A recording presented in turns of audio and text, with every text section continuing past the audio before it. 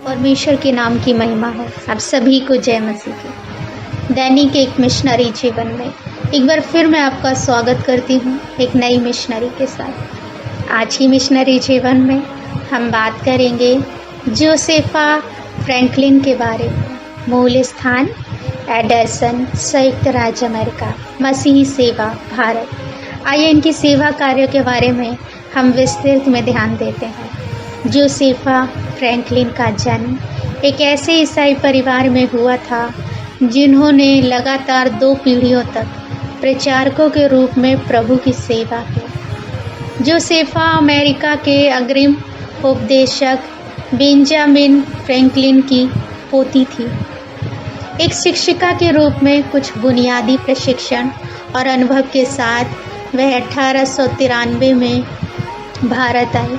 उनकी बहन स्टेला भी 1895 में मिशनरी कार्य में उनके साथ शामिल हो गए। जोसेफा को महाराष्ट्र में दमोह के पास एक जंगल में एक नए मिशन स्टेशन पर तैनात किया गया था। जैसे ही वह शामिल हुई, उस क्षेत्र में एक भयानक अकाल पड़ा जिसने उनका सारा समय और शक्ति अवशोषित कर ली।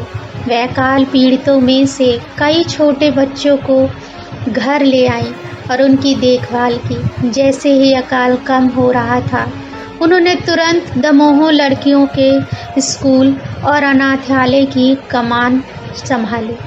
स्कूल में सभी उम्र और पृष्ठभूमि के लड़के थे और जोसेफा उनकी आध्यात्मिक माँ बन गई। उन्होंने उन्हें बाइबल की शिक्षा का एक नियमित पाठ्यक्रम सिखाया।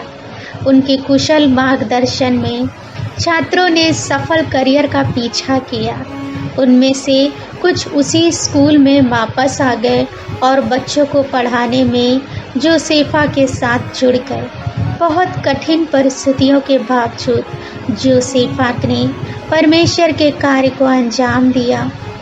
उन्होंने खुद घास की झोपड़ियाँ बनाई और कभी कभी जंगल में तंबू में रहती थी ताकि सुसमाचार का प्रचार कर सके।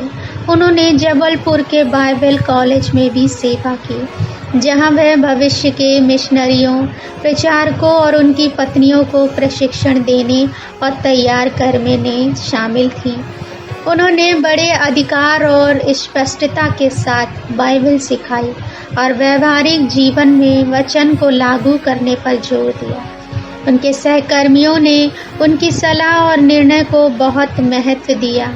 उन्होंने भारत में स्वशासी और स्वावलंबी गलीशियाओं के निर्माण में महिलाओं की भूमिका पर जोर दिया।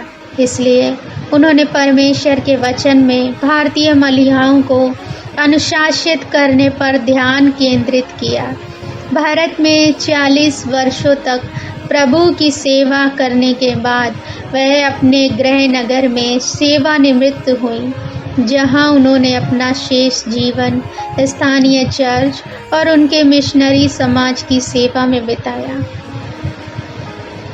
प्रिय, क्या आप अपने समय और शक्ति का उपयोग परमेश्वर की सेवा के लिए कर रहे हैं? हे प्रभु, मुझे परमेश्वर के वचन की स्पष्ट समझ दे। आमीन। पिता परमेश्वर अब सभी को आशीषित करें।